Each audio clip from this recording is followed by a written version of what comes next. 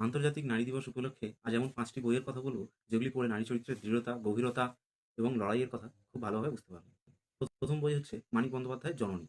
এখানে মা মানে কোনো বায়োলজিক্যাল মাদারের কথা নয়, বয়সের ঊর্ধ্বে একজন নারীর বেঁচে থাকার অস্তিত্বের লড়াই, জীবন সংগ্রামের ঘটনা। এই বইটি দেশ থেকে প্রকাশিত। দ্বিতীয়ত, তাসলিমা নাসরিনের 'শোধ'।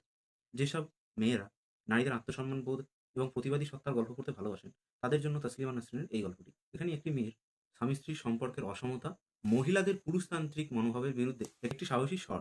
এই বইটি মাস্ট রিড।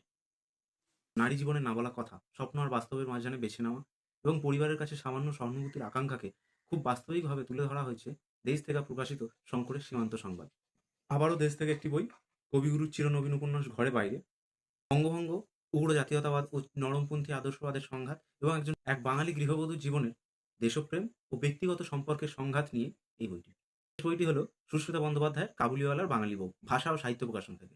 আফগানিস্তানে সম্পূর্ণ ভিন্ন প্রাকৃতিক পরিবেশ, সম্পূর্ণ ভিন্ন সংস্কৃতি এবং আফগান শ্বশুরবাড়িতে এক বাঙালি মেয়ের জীবন সংগ্রাম, মানিয়ে নেওয়া, তাদের সাথে নতুন করে সংসার পাতা এবং জীবনটাকে তাদের আঙ্গিকে দেখা এবং দুটি ভিন্ন সত্তা হিসেবে তিনি লেখিকা নিজের জীবনের ব্যক্তিগত অভিজ্ঞতা কেমনভাবে মানিয়ে নিয়ে এই বইতে তুলে ধরেছেন, সেইটা জানতে অবশ্যই পড়ুন।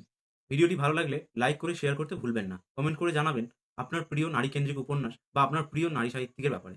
আরও ভালো ভালো বইয়ের খোঁজ নিত্য পেতে চ্যানেলটি সাবস্ক্রাইব করে রাখুন।